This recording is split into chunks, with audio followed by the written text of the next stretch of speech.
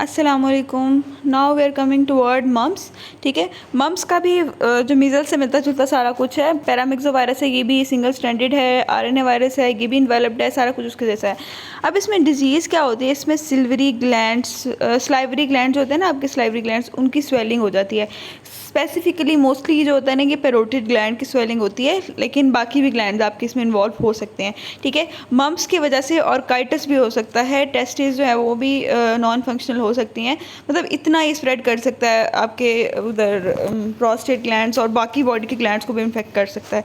अच्छा, उसके बाद नेक्स्ट हमारे पास आती है इसकी इंपॉर्टेंट प्रॉपर्टीज़। इसके अंदर आती हैं 2 स्पाइक्स, जैसे पिछली में 2 स्पाइक्स थे, इसमें भी 2 स्पाइक्स हैं।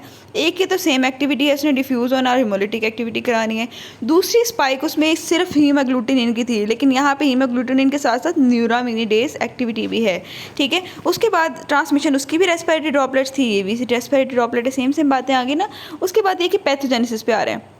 पैथोजेनेसिस में क्या है कि ना, ये रेस्पिरेटरी ट्रैक को ही इन्फेक्ट करती है, ऑब्वियसली ब्लड से ही स्प्रेड करेगी, लेकिन ब्लड से स्प्रेड करके वो स्किन तक गई थी, इसने कहाँ जाना है, स्लाइवरी ग्लैंड तक जाना है। तो स्लाइवरी ग्लैंड तक जाएगी तो वहाँ पे specially parotid, testis, ovaries, pancreas, उन ग्लैंड्स तक जाती हैं बेसिकली। ठीक है, और मेनिंजिस इन सम केसेस में मेनिंजिस तक भी जा सकती है। और इसके खिलाफ जो इम्यूनिटी डेवलप होती है वो भी लाइफ लॉन्ग होती है। यूनिलेटरल मोस्टली होता है ये। ठीक है, एक साइड का ही इन्वॉल्व होता है ग्लैंड। ठीक है, उसके बाद मैटरनल एंटीबॉडी पास होती है टू द प्लेसेंटा। बच्चों में एक मदर को हुआ है तो उसकी एंटीबॉडीज़ बच्चे में भी प्लेसेंटा से के जरिए बच्चे में पास होंगी।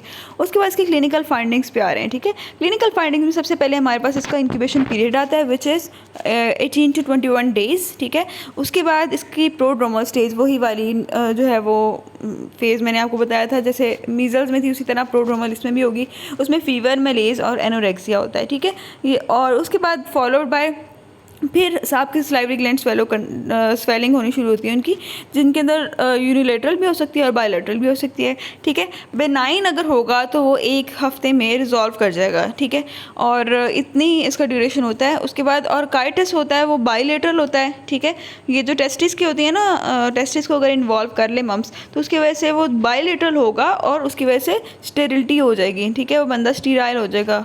ठीक है, और प्रेशर नेक्रोसिस होती है स्पर्मेटोजेनेसिस की ऑर्काइटिस के केस में, इसकी वजह से स्टेरिलिटी हो जाती है। लेकिन अगर उन्होंने कहा कि यूनिलेटरल होता है, ठीक है, ऑर्काइटिस बायलेटरल में स्टेरिलिटी होगी, लेकिन यूनिलेटरल में स्टेरिलिटी नहीं होगी, क्योंकि एक साइड का की टेस्टिस अफेक्ट होंगी, दूसरी साइड की तो नॉर्मल होंगी, तो इसलिए स्टेरिलिटी उसमें ज़्यादा कॉमन नहीं है। उसके बाद हम आते हैं मम्स की लैब डायग्नोसिस पे। ये भी क्लिनिकली ही हम डायग्नोस करते हैं। ऑब्वियसली ग्लैंड इतना बड़ा हुआ होगा, जिसको कन पेड़े वगैरह कहते हैं, उस तरह तो वह देखने से पता लग जाएगा कि इसको बंदे को मम्स हुआ है।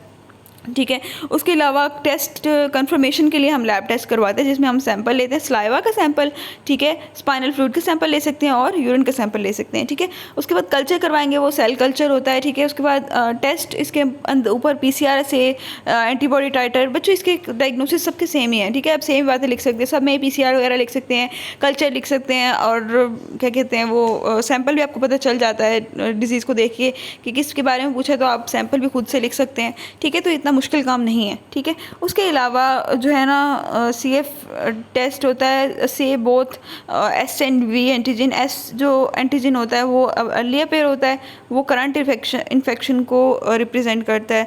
उसके बाद उन्होंने कहा कि V एंटीजन होता है इसके अंदर, और लेट होता है, वो अपेयर और रिटेन रहता है और पास्ट इन्फेक्शन को शो करता है। उसके बाद स्किन टेस्ट भी हम इसमें करवा सकते हैं, डिलेड हाइपर सेंसिटिविटी की बेस पे, और प्रीवियस इन्फेक्शन को डिटेक्ट करने के लिए स्किन टेस्ट भी करवा सकते हैं। उसके अलावा मम्स स्किन टेस्ट होता है, वो डिटेक्ट करने के लिए कि सेल मीडिएटेड इम्यूनिटी बंदे की कम्पिटेंट है कि नहीं है। ठीक है, इसको कोप कर सकती है कि नहीं।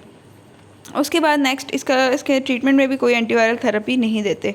ठीक है, यहाँ तक हमारा टॉपिक मम्स का कंप्लीट हो जाता है। Thank you so much.